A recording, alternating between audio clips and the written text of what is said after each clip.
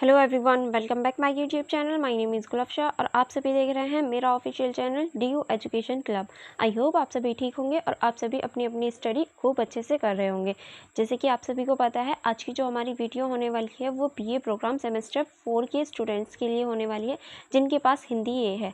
क्योंकि हम last video में हिंदी ए का पार्ट 1 कवर कर चुके हैं, क्योंकि आप सभी को पता है कि हम लोग हिंदी ए का क्वेश्चन पेपर सॉल्व कर रहे थे विद आंसर।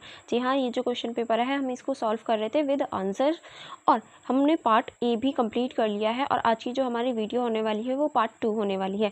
अगर आपने पार्ट ए नहीं देखा है तो जल्दी से जाकर देख लीजिए। और आज हम पार्ट बी यानी पार्ट 2 स्टार्ट करेंगे। और ये जो हमारी हिंदी है इसका नाम है हिंदी गद्य उद्भव और विकास। ये आपकी हिंदी है जो कि हिंदी ए है, इसका हम क्वेश्चन पेपर ही सॉल्व कर रहे थे। चलिए फिर देखते हैं, जहाँ हमने लास्ट छोड़ा था वहीं से अब कंटिन्यू करते हैं। ठीक है, जैसे कि आप देख सकते हैं क्वेश्चन नंबर 4 जो है भाव या मनोविकार निबंध का प्रतिपादक लिखिए। यानी ये जो हमारा भाव या मनोविकार निबंध था, यहाँ तक हमने इससे ऊपर के क्वेश्चन यानी क्वेश्चन नंबर 3 तक हमने कंप्लीट कर लिया था। अब हम क्वेश्चन नंबर 4 से करने वाले थे। और अथवा में आपका क्वेश्चन दे रखा है, मेरा राम का मुकुट भीग रहा है निबंध की केंद्रीय भावना का अभिव्यक्ति की। यानी ये जो आपकी बुक में चैप्टर है मेरे राम का मुकुट भीग रहा है, इसके आपको निबंध की केंद्रीय जो भावना है उसके बारे में बताना है। चलिए आगे देख लेते हैं। आगे आपका क्वेश्चन नंबर 5 है। क्वेश्चन नंबर 5 में आपको बताना है दीपदान एकांकी का मूल संदेश स्पष्ट करना है। यानी जो दीपदान एकांकी है इसका जो मूल संदेश है ये आपको स्पष्ट करना है। और अथवा में आपके लिए क्वेश्चन दे रखा है सुभद्रा के व्यक्तित्व की प्रमुख विशेषताओं का उल्लेख कीजिए। यानी जो सुभद्रा थी उनके व्यक्तित्व है उसकी प्रमुख विशेषताओं के ऊपर चर्चा करनी है। चलिए देख लेते हैं क्वेश्चन नंबर 4 से। अब जैसा कि आप सभी देख सकते हैं, यहाँ हमारा क्वेश्चन नंबर 4 है जो मैं दोबारा पढ़ देती हूँ। भाव या मनोविकास निबंध पर प्रतिपादन लिखिए। चलिए देख लेते हैं भाव या मनोविकास निबंध का जो प्रतिपादन है वो किस तरह से लिखा जा सकता है। इसकी भूमिका देख लेते हैं। भाव या मनोविकास एक महत्वपूर्ण विषय है जो मानव मन और उसके भावनात्मक विकास को समझने में सहायता करता है। मनोविज्ञान के अंतर्गत व्यक्ति के जीवन के विभिन्न चरणों में उनकी भावनात्मक, मानसिकता और सामाजिक विकास का अध्ययन किया जाता है। यह विषय न केवल मनोविज्ञान के छात्रों के लिए महत्वपूर्ण है बल्कि हर व्यक्ति के लिए ही जो अपने स्वयं के और दूसरों के भावनात्मक विकास को समझना चाहता है। यानी हम कह सकते हैं जो भावनात्मक और मनोविज्ञान है ये बहुत इंपॉर्टेंट विषय हो जाता है। और सिर्फ एक ही के लिए यानी मनोविज्ञानी जो क्षेत्र होता है या ये कहें मनोविज्ञान के जो छात्र होते हैं उनके लिए ही नहीं बल्कि सभी के लिए जो अपने बारे में और दूसरों के बारे में जानना चाहते हैं। अब हम भाव और मनोविज्ञान का परिचय देख लेते हैं कि किस तरह से हम भाव और मनोविज्ञान का परिचय लिख सकते हैं। भाव में देख लेते हैं परिभाषा भाव की। भाव या भावना व्यक्ति के मनोविज्ञान अवस्था को दर्शाता है जो उसकी मानसिक और भावनात्मक स्थिति को प्रकट करता है। यानी भाव जो होता है वो भावना होती है जो हमारी किसी भी एक व्यक्ति की मानसिकता और जो हमारी अवस्था होती है उसको दर्शाने का कार्य करता है। इसके प्रकार देख लेते हैं। भावनाओं के विभिन्न प्रकार होते हैं जैसे खुशी, दुख, गुस्सा, प्रेम, डर, आश्चर्य आदि। ये सभी भावनाएं व्यक्ति की मानसिकता स्थिति को व्यक्त करने को भावित करते हैं। यानी देखिए कोई भी व्यक्ति की जो खुशी है, दुख है, गुस्सा है, डर है, प्रेम है, ये सभी आश्चर्य है, ये सभी हमारी भावनाएं तो होती हैं और ये सभी हमारी भावनाएं किसी भी व्यक्ति को प्रकट करने का कार्य करती हैं। अब हम देखेंगे मनोविकास का परिचय। मनोविकास वह प्रक्रिया है जिसके माध्यम से व्यक्ति या मानसिक, भावनात्मक और सामाजिक विकास होता है। यह विकास जीवन भर जारी रहता है और विभिन्न चरणों में अलग अलग रूप से धारणा लेता है। यानी जो मानसिक विकास है वो विभिन्न चरणों में रहता है और हमेशा चलता ही रहता है। हमेशा किसी भी व्यक्ति का विकास होता ही रहता है। अब हम इसके चरण देख लेते हैं। विकास को कई चरणों में विभाजित किया जा सकता है जैसे कि शिशु अवस्था, बाल अवस्था, किशोर अवस्था, युवा अवस्था और वृद्ध अवस्था। प्रत्येक चरण में व्यक्ति के मनोविकास की विशेषताएं अलग अलग होती हैं। यानी देखिए जो मनोविकास है उसको अलग अलग चरणों में बांटकर देखा जा सकता है। शेष अवस्था, बाल अवस्था, किशोर अवस्था और युवा अवस्था और वृद्ध अवस्था, इन सारी अवस्थाओं में हम बांटकर देख सकते हैं मनोविकास को। और हमेशा इन सारे ही चरणों में अलग अलग तरीके से विकास होता है किसी भी व्यक्ति का। ठीक है, अब हम देख लेते हैं भाव और मनोविकास के घटक। यानी जो भाव है और मनोविकास है उसके घटक देख लेते हैं। पहला आप लिख सकते हैं जन्म और शेष अवस्था। यानी जन्म और जो हमारी शेष अवस्था होती है उसके अंतर्गत देख लेते हैं भावनात्मक लगाव। शेष अवस्था में बच्चे को अपने भावनात्मक लगाव माता पिता या देखभाल करने वाले के साथ होता है। यह लगाव बच्चे के भावनात्मक विकास पर आधार बनाता है। नेक्स्ट आप इसमें लिख सकते हैं विश्वास का विकास। इस चरण में बच्चे का मनोविकास विश्वास की सुरक्षा की भावना पर आधारित होता है। माता पिता के प्यार और देखभाल से बच्चे में विश्वास की भावना विकसित होती है। यानी जो हमारी शेष अवस्था होती है, इसमें जो बच्चे में मेनली विकास होता है वो विश्वास का विकास होता है। वो उसके माता पिता के लिए विश्वास हो सकता है, जो उसे पाल रहा है उसके लिए विश्वास का विकास होता है। ठीक है, अब हम देखेंगे बालावस्था। स्वतंत्रता की भावना। इस चरण में बच्चे स्वतंत्र की भावना को महसूस करते हैं और अपने विचारों और भावनाओं को व्यक्त करने के लिए क्षमता विकसित करते हैं। यानी जो हमारी बाल अवस्था होती है, इसमें बच्चे जो होते हैं वो स्वतंत्रता की भावना को महसूस कर पाते हैं। फिर हम देखेंगे इसी के अंतर्गत सामाजिक कौशल। बच्चों में सामाजिक कौशल का विकास होता है, जो उन्हें दूसरों के साथ बातचीत और समन्वय करने में मदद करते हैं। यानी इसमें सामाजिक कौशल का भी विकास होता है। एक तो वो स्वतंत्रता की भावना को महसूस करते हैं और दूसरा सामाजिक कौशल का विकास होता है। अब हम देखेंगे किशोरावस्था। आत्म परिचय की खोज। किशोरावस्था में व्यक्ति अपने पहचान और आत्म परिचय की खोज करता है। यह चरण भावनात्मक और मानसिक उतार चढ़ाव से भरा होता है। यानी जो किशोर अवस्था होता है, इसमें व्यक्ति अपनी आत्म परिचय की ओर मुड़ता है और अपने आत्म परिचय को खोजने का प्रयास करता है। स्वतंत्रता और आत्मनिर्भरता। किशोर अपने निर्णय खुद लेने की कोशिश करता है और स्वतंत्रता की भावना को महसूस करता है। यानी जो किशोर अवस्था में बच्चे होते हैं कि अपने ही निर्णय लेना चाहते हैं, और हम देख पाते हैं कि किशोर अवस्था में बच्चे निर्णय तो ले लेते हैं, लेकिन उनमें सही और गलत की कोई भी भावना अभी नहीं होती। यानी उन्हें सही और गलत में फ़र्क नहीं पता चलता, बस वो अपने निर्णय खुद लेना चाहते हैं। अब हम देखेंगे युवावस्था। व्यक्तिगत और व्यावसायिक विकास।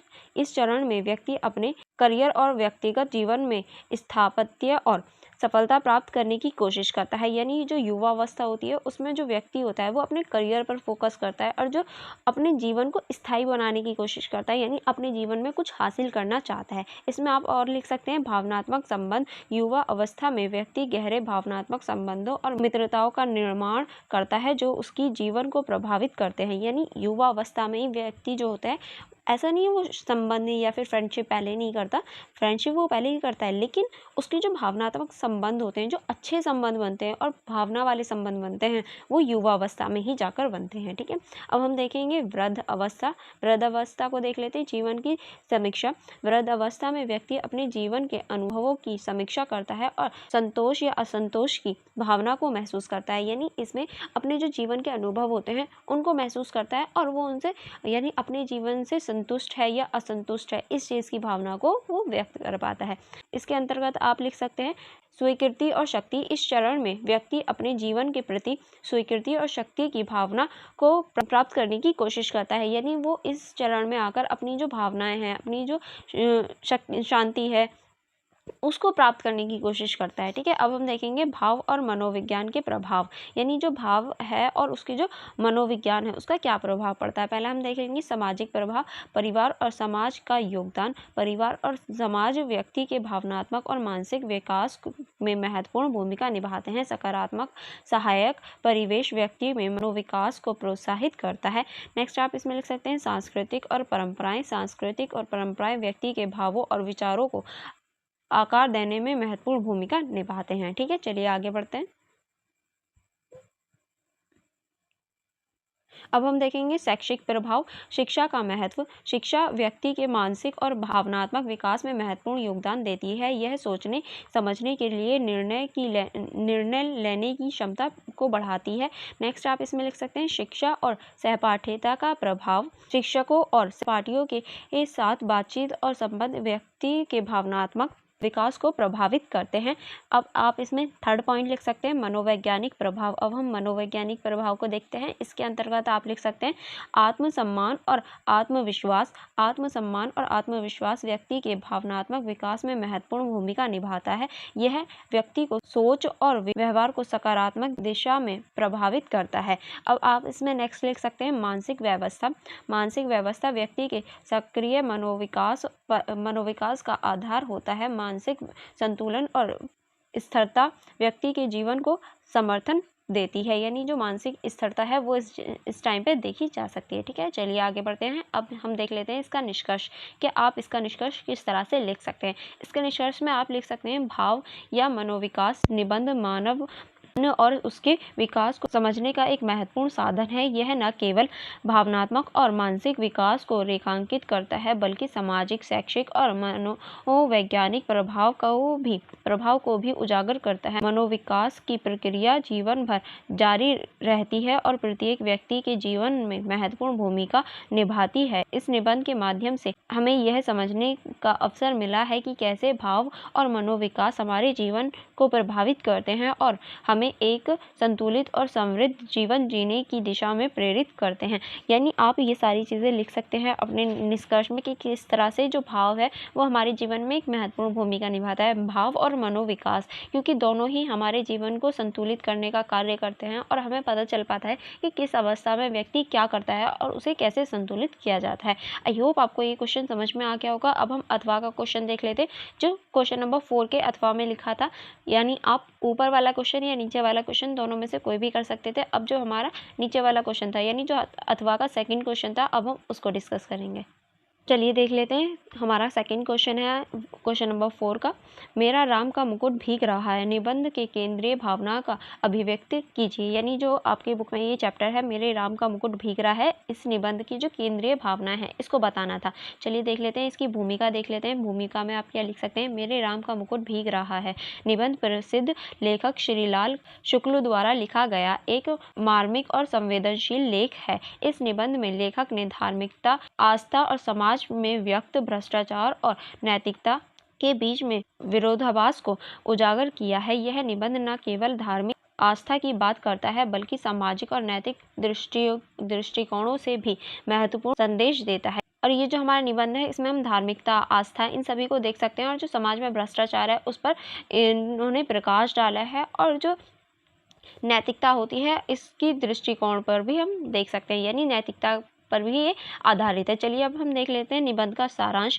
मेरे राम का मुकुट भीग रहा है निबंध में लेखक ने एक धार्मिक जुलूस का वर्णन किया है, जिसमें भगवान राम की मूर्ति को झांकी के रूप में सजाया गया था। इस झांकी के दौरान बारिश शुरू हो गई है और भगवान राम का मुकुट भीगने लगा है। यह दृश्य लेखक के मन में कई गहराई, भावनात्मक और सामाजिक प्रश्नों को जन्म देता है। निबंध में लेखक ने इस घटना के माध्यम से समाज की धार्मिक आस्था को वर्तमान परिस्थितियों पर गहन चिंतन प्रस्तुत किया है। यानी देखिए, ये जो निबंध है ये आपका उस टाइम का है जब एक जुलूस निकल रहा था, और जुलूस के टाइम पे जो भगवान राम होते हैं उनकी मूर्ति को सजाकर लेकर जाया जा रहा था, झांकी बनाकर। लेकिन तभी बारिश आ जाती है, जिसकी वजह से झांकी में बैठे भगवान राम की मूर्ति भीग जाती है, और उनका जो मुकुट वगैरह होता है वो सारी चीज़ें भीग जाती हैं। और उस चित्र को देखकर जो लेखक के मन में सवाल उठते हैं, जो भावनाएँ आती हैं, जो भी प्रश्न उठते हैं, उन सभी को लेकर लेखक ने ये स्टोरी लिखी है, उन सभी को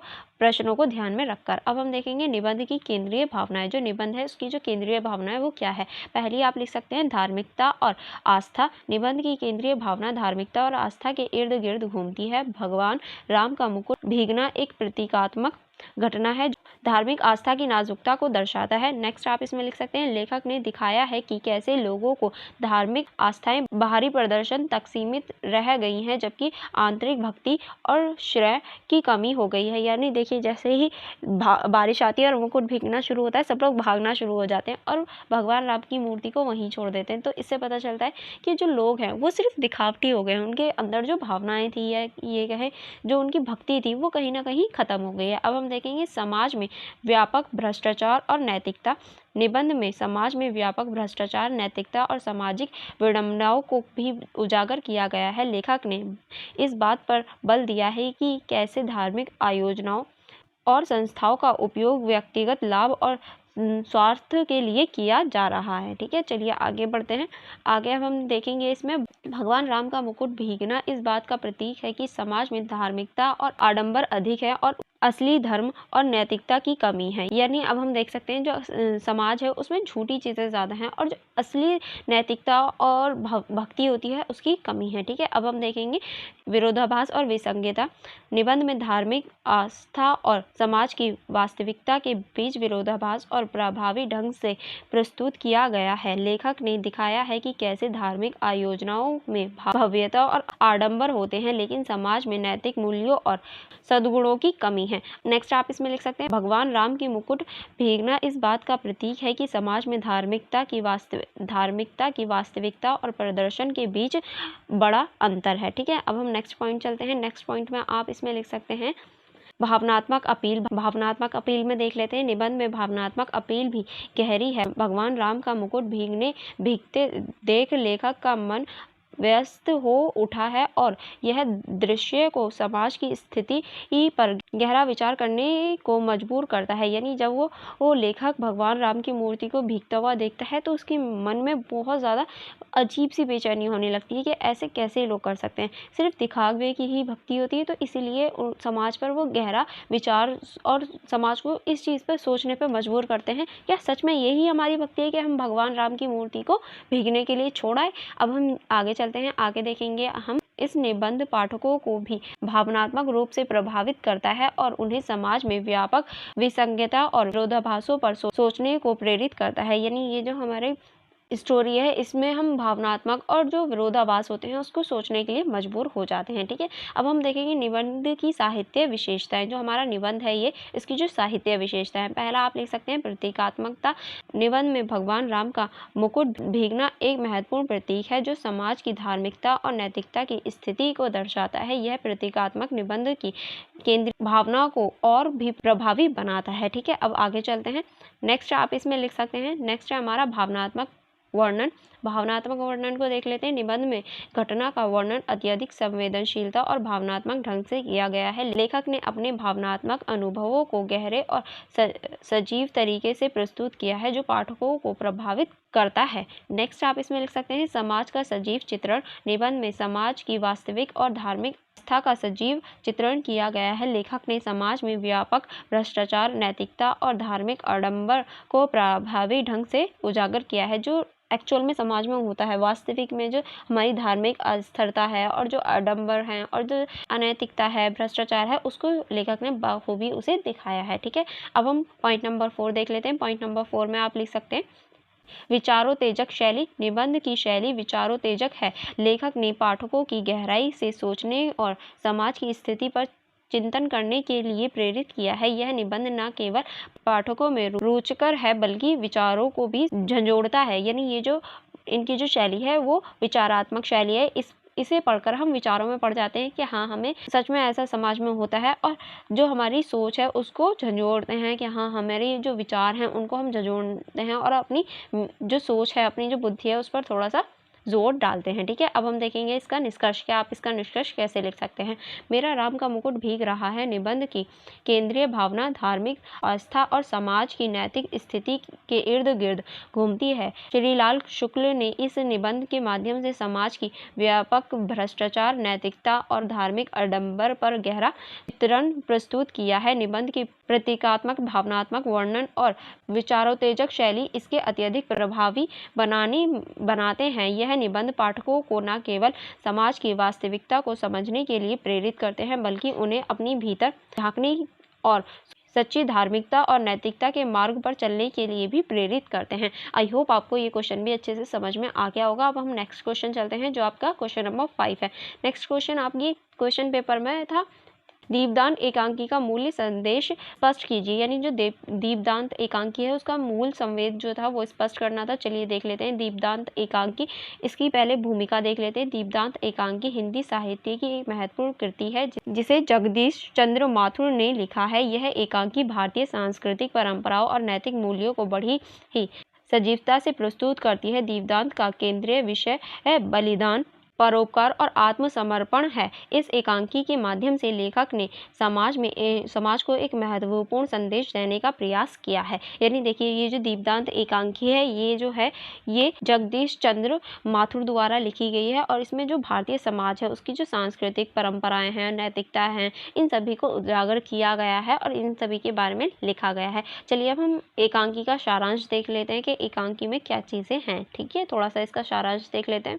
इसके सारांश में आप लिख सकते हैं, एकांकी की कहानी एक पौराणिक कथा पर आधारित है जिसमें एक युवा राजा और उसकी पत्नी के जीवन के महत्वपूर्ण पहलुओं को दिखाया गया है। राजा अपनी प्रजा के लिए एक महान कार्य करना चाहता है जिसके लिए उसे कुछ बलिदान करने की आवश्यकता होती है। इस बलिदान की भावना को उसकी पत्नी भी समझती है और वह भी इसमें अपना योगदान देती है। एक एकांकी में न केवल राजा रानी के संबंधों की गहराई को दर्शाया गया है बल्कि बलिदान और परोपकार के महत्व को भी प्रमुखता से प्रस्तुत किया गया है। यानी देखिए, ये जो हमारी एकांकी है इसमें एक राजा और रानी की कहानी है जो कि हमारे पौराणिक कथाओं में से ली गई है। और ये जो राजा होता है ये अपनी जनता के लिए कुछ कार्य करना चाहता है, कुछ बलिदान करना चाहता है और इस भावना को उसकी बीवी जो होती है यानी रानी जो होती है वो बाखूबी समझती है। तो इस स्टोरी में राजा रानी की जो आपस का संबंध है,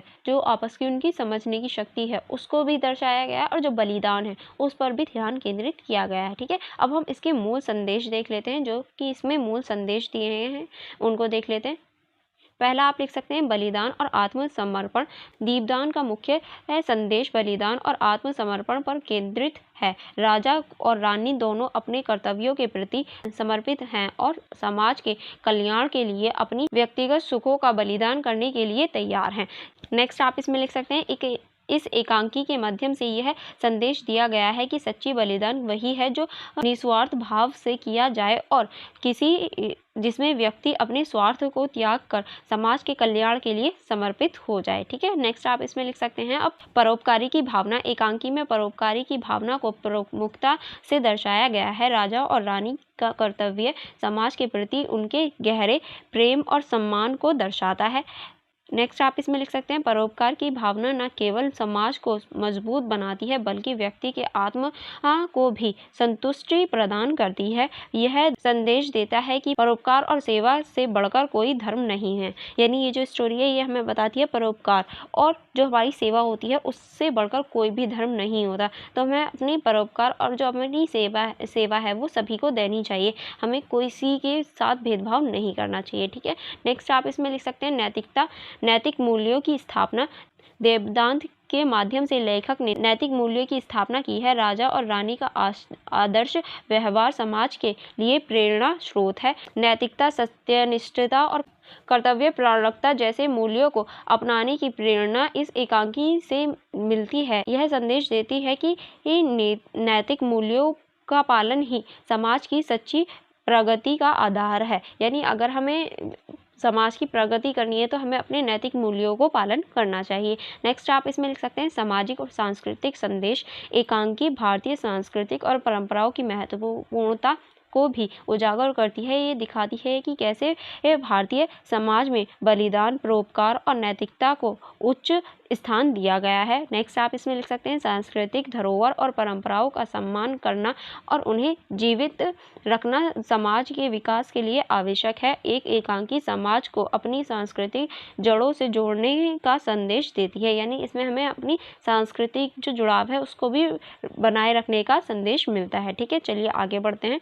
अब आगे आप इसमें लिख सकते हैं एकांकी की साहित्यिक विशेषताएं। यानी जो एकांकी है इसकी जो साहित्यिक विशेषताएं उनको देख लेते हैं। पहला आप देखेंगे संवाद और कथानक। इसमें देखेंगे दीपदांत के संवाद अत्यधिक प्रभावशाली और सारगर्भित है। लेखक ने संवादों के माध्यम से पात्रों की भावना और विचारों की गहराई से प्रस्तुत किया है। नेक्स्ट आप इसमें लिख सकते हैं कथानक में प्रवाह और सजीवता है जो पाठकों को कहानी में बंधे रहने की सक्षम है। कथानक की गहराई और संवेदनशीलता इसे विशिष्ट बनाती है। यानी इसकी जो गहराई है और जो संवेदनशीलता है इसे विशिष्ट बनाती है, सबसे अलग बनाती है। नेक्स्ट आप इसमें लिख सकते हैं पात्रों का चरित्र चित्रण।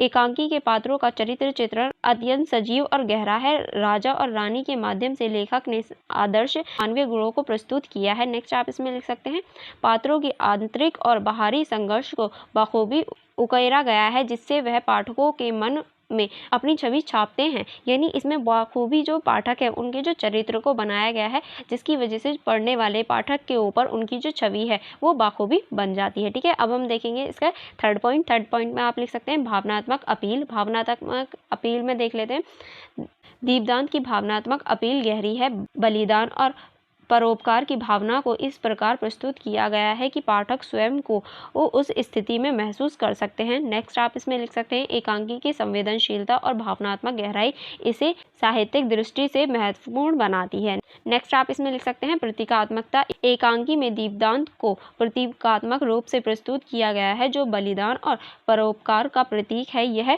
प्रतीकात्मकता एकांकी की केंद्रीय भावना को और भी प्रभावी बना देती है। आई होप ये आपको क्वेश्चन समझ में आ गया होगा। अब हम इसका निष्कर्ष देख लेते हैं कि आप इसका निष्कर्ष किस तरह से लिख सकते हैं।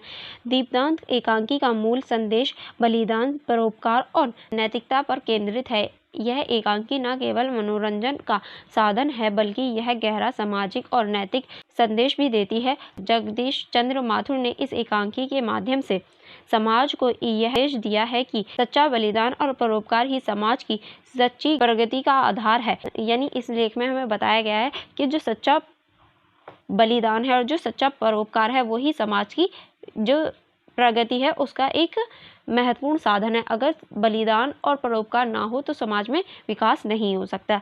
नेक्स्ट अब हम देखेंगे, दीपदांत एकांकी पाठकों को अपने कर्तव्यों के प्रति जागरूक करने और नैतिक मूल्यों का पालन करने के लिए प्रेरित करती है। यह साहित्य कृति समाज को एक नई दिशा देने में सक्षम है और इसका संदेश आज भी उतना ही प्रासंगिक है जितना कि इसके लिखे जाने के साथ। यानी जो एकांकी है ये सामाजिक कर्तव्य यानी जो व्यक्ति के सामाजिक कर्तव्य होते हैं उनके लिए प्रेरित करती है और इसका महत्व आज भी उतना ही है जितना जब ये लिखी गई थी तब इसका महत्व था। अब हम देखेंगे अथवा का नेक्स्ट क्वेश्चन, यानी जो क्वेश्चन नंबर 5 है उसके जो अथवा में लिखा है वो देखेंगे। जो हमारा क्वेश्चन नंबर 5 है अथवा का, वो है सुभद्रा के व्यक्तित्व की प्रमुख विशेषताओं का उल्लेख कीजिए। यानी जो सुभद्रा है उनके व्यक्तित्व के बारे में हमें बताना है। चलिए देख लेते हैं हमारा क्वेश्चन नंबर 5 का अथवा का। पहले हम देखेंगे भूमिका।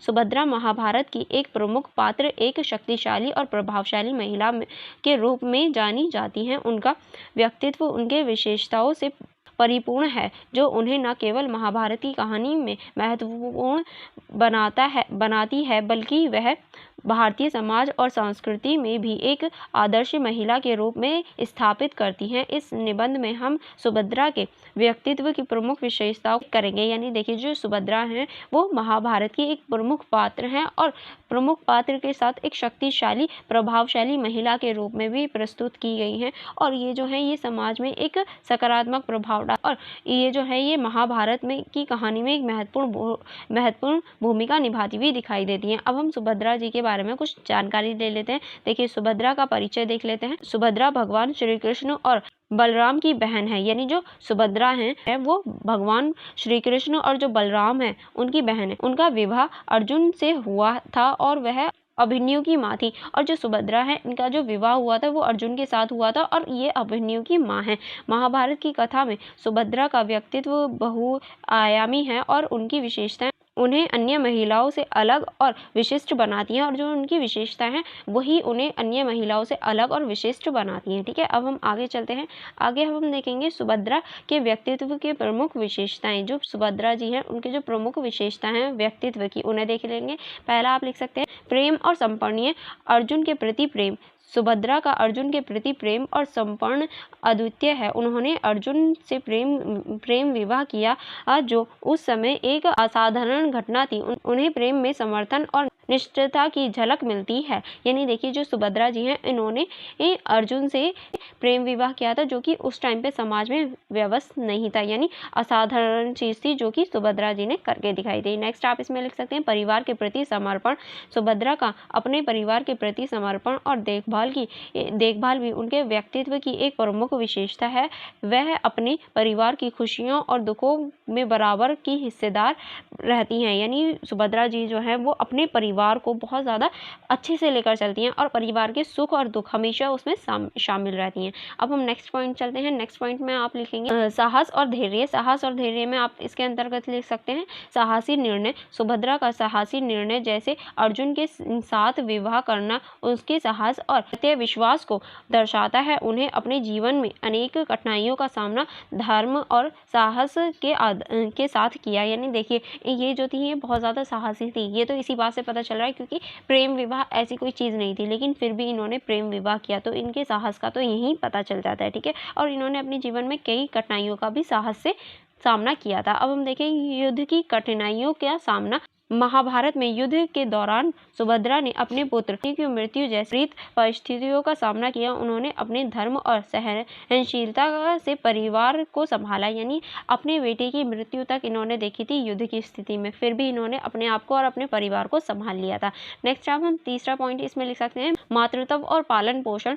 अभिमन्यु की माता सुभद्रा का मातृत्व उनकी एक और प्रमुख विशेषता है। उन्होंने अभिमन्यु की वीर योद्धा के रूप में पाला, जिसने कुरुक्षेत्र में युद्ध की अद्वितीय वीरता दिखाई। नेक्स्ट आप इसमें लिख सकते हैं यशोधरा का पालन। अभिमन्यु की मृत्यु के बाद सुभद्रा ने अपने पोते परीक्षित का पालन पोषण किया और उसे एक योग्य राजा बनने में महत्वपूर्ण भूमिका निभाई। अब हम नेक्स्ट पॉइंट देखते हैं। नेक्स्ट पॉइंट आप लिख सकते हैं सामाजिक और धार्मिक उत्तरदायित्व। धार्मिक कर्तव्यों का पालन। सुभद्रा अपने धार्मिक कर्तव्यों का पालन निष्ठा और विधि विधान के साथ करती थी। उनका धार्मिक आचरण और धार्मिक अनुष्ठानों में लेने उनके गहन धार्मिक विश्वास को दर्शाता है। नेक्स्ट आप इसमें लिख सकते हैं सामाजिक सेवाएं। सुभद्रा ने सामाजिक सेवा और समाज कल्याण के कार्यों में भी महत्वपूर्ण भूमिका निभाई। वह समाज की भलाई के लिए हमेशा तत्पर रहती थी, यानी सामाजिक भलाई के लिए हमेशा ही खड़ी रहती थी और इन्होंने सामाजिक भलाई के कार्य भी किए हैं। अब हम फिफ्थ पॉइंट देख लेते हैं। चलिए नेक्स्ट आप इसमें फिफ्थ पॉइंट लिख सकते हैं धार्मिक और सांस्कृतिक दृष्टिकोण। कृष्ण और बलराम की बहन सुभद्रा का भावनात्मक कृष्ण और बलराम की बहन दोनों की बहन होने उनके व्यक्तित्व को विशेष बनाता है। उनके माध्यम से धार्मिक और सांस्कृतिक मूल्यों का प्रचार प्रसार है।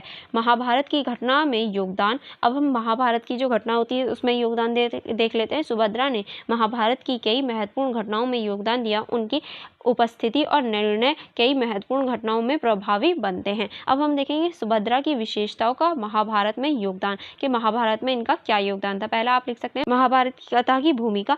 अर्जुन से विवाह। सुभद्रा का अर्जुन से विवाह महाभारत की कथा का एक महत्वपूर्ण मोड़ है। इस विवाह के माध्यम से कौरवों और पांडवों के बीच संबंध में कई दिशा आई। फिर इसमें आप लिख सकते हैं अभिमन्यु का जन्म। सुभद्रा और अर्जुन के पुत्र अभिमन्यु का जन्म और उनकी वीरता महाभारत की कहानी का महत्वपूर्ण हिस्सा है। अभिमन्यु की वीरगति और उसके बाद की सुभद्रा का धैर्य महाभारत के कथानक को गहराई से प्रदान करता है। ठीक है, चलिए आगे बढ़ते हैं। अब आगे इस पे लिख सकते हैं धार्मिक और सामाजिक संदर्भ। धार्मिक अनुष्ठान। सुभद्रा ने धार्मिक अनुष्ठानों और उनकी धार्मिक आस्था महाभारत में धार्मिक मूल्यों को दर्शाया है। उनके आचरण से पाठकों को धार्मिक जीवन के महत्वपूर्ण का पता चलता है। अब इसमें सामाजिक आदर्शों को देख लेते हैं। सामाजिक आदर्श। सुभद्रा का सामाजिक जीवन और उनके आदर्श समाज में महिलाओं के लिए प्रेरणा स्रोत हैं। उन्होंने अपने जीवन में समाज को उनके शिक्षा दी, यानी उन्होंने अपने जीवन में जो समाज है उसको शिक्षा देने का कार्य किया और उनकी जो सारी चीज़ें हैं ये व्यक्तियों के लिए एक प्रेरणा स्रोत है। अब हम इसका निष्कर्ष लिख लेते हैं। निष्कर्ष में आप लिख सकते हैं सुभद्रा का व्यक्तित्व उनके विशेषताओं से परिपूर्ण है। उनके प्रेम, समर्पण, सहायक धर्म, मातृत्व, सामाजिक सेवा और धार्मिक आस्था जैसे गुण उन्हें एक आदर्श महिला के रूप में स्थापित करते हैं। महाभारत की कथा में सुभद्रा की भूमिका और उनके योगदान ने उन्हें एक अमर चित्र बना दिया है। सुभद्रा का जीवन और व्यक्तित्व आज भी समाज के लिए प्रेरणा स्रोत है और उनके गुण हमें नैतिक और धार्मिक मूल्यों का पालन करने के लिए प्रेरित करते हैं। आई होप आपको पूरा क्वेश्चन यहाँ समझ में आ गया होगा। यहाँ हमारा क्वेश्चन नंबर 5 भी फिनिश हो जाता है। अब हम चलते हैं क्वेश्चन नंबर 6 की ओर। ठीक है, जैसे कि आप देख सकते हैं आपका क्वेश्चन नंबर 6 है किन्हीं एक पर संक्षिप्त टिप्पणी कीजिए। यानी आपको किन्हीं एक पर संक्षिप्त टिप्पणी करनी है। पहला है हमारे कहानी के तत्व और दूसरा है रेखाचित्र की विशेषताएं। इन दोनों में से आपको किसी एक पर टिप्पणी करनी है। चलिए फिर देख लेते हैं किस तरह से आप इसे लिख सकते हैं। जैसे कि आप सभी देख सकते हैं क्वेश्चन नंबर 6, किन्हीं एक पर टिप्पणी कीजिए। पहला है हमारा कहानी के तत्व। अब हम देख लेते हैं कहानी के तत्व क्या है। भूमिका में आप इस तरह से लिख सकते हैं, कहानी ही साहित्य का एक महत्वपूर्ण विधा है जिसमें इन घटनाओं, पात्रों और संवादों के माध्यम से जीवन के विभिन्न पहलुओं का चित्रण किया जाता है। यानी कहानी जो है वो एक साहित्य की ऐसी घटना है जिसमें संवादों, पात्रों के द्वारा संवादों और माध्यम से कई घटनाओं यानी जीवन की कई घटनाओं को उजागर किया गया है, या फिर ये कहें जीवन की कई घटनाओं को बताया जाता है कहानी के माध्यम से। किसी भी कहानी के निर्माण में कई तत्व महत्वपूर्ण होते हैं जो मिलकर उसे प्रभावशाली और पाठ्य बनाते हैं। इस तत्वों की समझ न केवल कहानीकार के लिए आवश्यक है बल्कि पाठकों के लिए भी महत्वपूर्ण है, ताकि वह कहानी की गहराई और उसके संदर्भ को समझ सके। यानी जो एक अच्छी कहानी है उसमें कई तत्वों की आवश्यकता होती है, तभी वो एक अच्छी कहानी बनती है। और वो जो तत्व होते हैं उनकी समझ न सिर्फ कहानी लिखने वाले को बल्कि जो कहानी पढ़ रहा है उसको भी होनी चाहिए। अब हम देखेंगे कहानी के प्रमुख तत्व कहानी के प्रमुख कौन कौन से तत्व होते हैं। चलिए देख लेते हैं। पहला होता है हमारा प्लॉट के अंतर्गत देख लेते हैं परिभाषा। प्लॉट कहानी की वह संरचना है जिसमें घटनाओं का क्रमबद्ध तरीके से वर्णन किया जाता है। यह कहानी की रीढ़ की हड्डी के समान होती है जो सभी अन्य तत्वों को जोड़े रखती है। इसका महत्व देख लेते हैं। जब एक मजबूत और सुविचारित प्लॉट कहानी को रोचक और आकर्षित बनाता है, यह पाठकों को कहानी के आरंभ से अंत तक बांधे रखता है। अब हम देखेंगे उपखंड प्लेट में आमतौर पर एक आरंभ, मध्य और अंत होता है। आरंभ में पात्रों को परिस्थिति की परिचय दिया जाता है, माध्यम में घटना विकास होता है और अंत में समाधान और निष्कर्ष प्रस्तुत किया जाता है। यानी कोई भी कहानी ऐसी तो होती है, उसे 3 पार्टों में बांटकर हम देख सकते हैं, आरंभ, मिड यानी मध्य और अंत। आरंभ में हमें थोड़ा सा इंट्रो दिया जाता है, मिड में उस इंट्रो को ही आगे बढ़ाया जाता है, यानी उसके बारे में अब हम समझने लगते हैं, और निष्कर्ष तक यानी लास्ट तक पहुँचते पहुँचते उसका कंक्लूजन हमें मिल जाता है कि हाँ इसके बाद में क्या हुआ, यानी इसका जो निष्कर्ष हुआ वो क्या निकला। ठीक है, अब हम सेकेंड पॉइंट लिख सकते हैं पात्र। परिभाषा देख लेते हैं। पात्र वह व्यक्ति होते हैं जिनके माध्यम से कहानी की घटना आगे बढ़ती है। वह कहानी के जीवन तत्व होते हैं जो पाठकों को कहानी से जोड़ते हैं। नेक्स्ट आप इसमें लिख सकते हैं प्रकार। मुख्य पात्र और विरोधी पात्र। साहित्य सहायक पात्र होते हैं, उनके कई प्रकार होते हैं। पहला मुख्य पात्र होता है, फिर विरोधी पात्र होता है यानी हीरो, विलन, और जो साहित्य पात्र होते हैं उनके बारे में इसमें बताया जाता है। फिर हम इसका महत्व देख लेते हैं। पात्रों का विकास और उनकी मनोवैज्ञानिकता गहराई कहानी को वास्तविक और विश्वसनीय बनाती है। पाठक पात्रों के माध्यम से ही कहानी की भावनाओं और घटनाओं को महसूस कर पाते हैं। ठीक है, और अगर पात्र ही ना हो तो क्या हम अपने आप को रिलेट कर पाएंगे? नहीं, तो इसीलिए पात्रों का यूज़ किया जाता है। अब हम देखेंगे थर्ड पॉइंट में आप लिख सकते हैं वातावरण में हम परिभाषा देख लें। कहानी का वातावरण वह समय और स्थान है जहां घटना घटित होती है। यह भौतिक और सांस्कृतिक परिप्रेक्ष्य को प्रस्तुत करता है। महत्व देख लेते हैं, को स्थापित करते हैं। यह पाठकों को कहानी की दुनिया में ले जाते हैं और वहाँ की स्थितियों और परिवेश को समझने में मदद करता है। ठीक है, चलिए आगे बढ़ते हैं। थीम या विषय। अब हम इसकी परिभाषा देख लेते हैं। थीम कहानी का केंद्र, विचार या संदेश होता है जिससे लेखक पाठकों तक पहुंचना चाहता है। यह कहानी की आत्मा होती है, यानी जो विषय होता है, जो मेन पॉइंट होता है, जो उसका मेन मुद्दा होता है, उसे थीम या विषय कह सकते हैं, जो कि पाठकों तक पहुंचने का एक प्रयास करता है। नेक्स्ट आप इसमें लिख सकते हैं महत्व। थीम कहानी को एक गहरा और स्थायी अर्थ प्रदान करता है। यह पाठकों को सोचने और विचार करने के लिए प्रेरित करता है। अब हम नेक्स्ट पॉइंट देखेंगे, पॉइंट नंबर 5। इसमें आप लिख सकते हैं संवाद की परिभाषा देख लेते हैं। संवाद पात्रों के बीच बातचीत का माध्यम है जो कहानी को आगे बढ़ाने और पात्रों की भावना और विचारों को व्यक्त करने में सहायक होता है। इसमें अब हम नेक्स्ट देखेंगे महत्व। संवाद कहानी की यथार्थता का संचार करता है। यह पात्रों की गहराई को उजागर करता है और कहानी को जीवित करता है, यानी ये जो है ये कहानी को जीवित करने का कार्य करता है संवाद। अब हम देखेंगे नेक्स्ट पॉइंट। चलिए नेक्स्ट पॉइंट की तरफ चलते हैं। नेक्स्ट पॉइंट है हमारा दृष्टिकोण। परिभाषा देख लेते हैं इसकी। दृष्टिकोण वह दृष्टि बिंदु है जिसमें कहानी का वर्णन किया जाता है। यह प्रथम, द्वितीय और तृतीय रूपों में हो सकता है।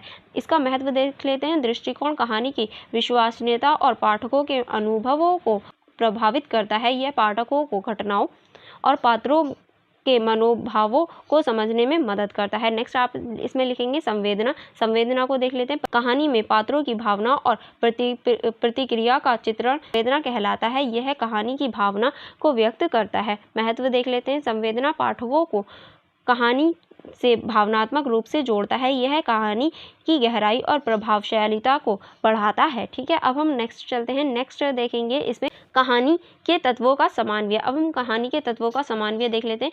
किसी भी सफल कहानी में उपरोक्त सभी तत्वों का समन्वय महत्वपूर्ण है। लेखक को चाहिए कि वह इन तत्वों का सही और संतुलित उपयोग करे ताकि कहानी का प्रभाव और रोचक बन सके। यानी इन सभी तत्वों को जो हमने ऊपर पढ़े उनका सही से प्रयोग कर ही एक अच्छी कहानी बनाई जा सकती है। अब हम नेक्स्ट चलते हैं। नेक्स्ट अब हम देखेंगे का निर्माण। लेखक को चाहिए कि वह घटना को कैसे ढंग से प्रस्तुत करे कि पाठकों की रुचि बनी रहे और कहानी में संवेदनात्मकता हो। पात्रों का विकास। पात्रों का विकास देख लेते हैं। पात्रों का गहराई से चरित्रण और उनके विकास को सुनिश्चित करना चाहिए ताकि वह वास्तविक और जीवित लगे। यानी जो लेखक है उसको सही तरीके से जो पात्र हैं उनका निर्माण करना चाहिए, उनके बारे में प्रस्तुत करना चाहिए ताकि वो ऐसा लगे कि हाँ वो रियल लाइफ है और जो पाठक हैं वो अपने आप को उससे कनेक्ट कर पाए। नेक्स्ट आप इसमें लिखेंगे वातावरण का चयन। कहानी के वातावरण का चयन सावधानीपूर्वक करें जिससे वह कहानी में मुड़े और टोन को सही ढंग से प्रतिबिंबित करें।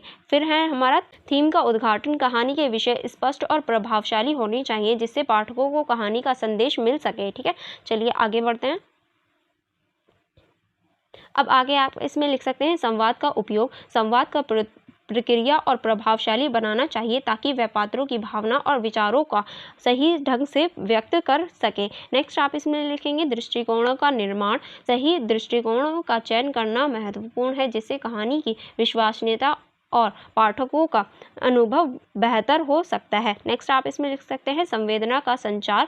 कहानी में संवेदनाओं को सही ढंग से संचार करना चाहिए जिससे पाठक कहानी से भावनात्मक रूप से जुड़ सके। अब हम इसका निष्कर्ष देखेंगे कि आप इसका निष्कर्ष किस तरह से लिख सकते हैं।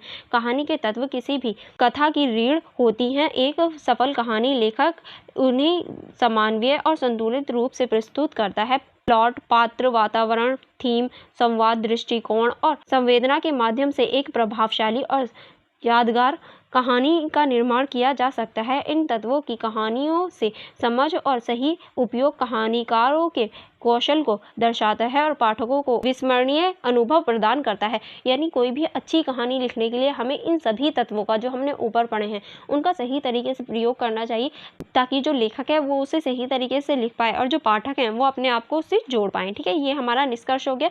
चलिए अब हमारा नेक्स्ट क्वेश्चन स्टार्ट होता है जो था रेखा चित्र। यानी हमें रेखा चित्र के ऊपर बताना था कि रेखा चित्र की सभी विशेषताओं के ऊपर बताना था। चलिए देख लेते हैं। रेखा चित्र एक रोमांचक कला है जिसमें रेखाओं का उपयोग अभिव्यक्ति के रूप में किया जाता है। यह कला रंग, रूप और ढांचे के समायोजन का उपयोग करके अपने दर्शकों को विचारों और भावनाओं को समझने के लिए प्रेरित करती है। रेखा चित्र के अद्वितीय रोमांचक तत्व इसे एक रोमांचक कला के रूप में बताते हैं जो लोगों को मनोवैज्ञानिकों और भावनात्मक अनुभवों को बढ़ाती है। यानी जो रेखा चित्र है ये कला रंग के रूप में और ढांचे के रूप में अपनी चीज़ों को प्रस्तुत करती है और किसी भी व्यक्ति और मनोवैज्ञानिकता को बढ़ाने और भावनात्मक अनुभव प्रदान करने का कार्य करती है। अब हम रेखा चित्र की विशेषताएं देख लेते हैं कि रेखा चित्र की क्या क्या विशेषताएं होती हैं। ठीक है, पहला आप लिख सकते हैं रेखा की स्थिति।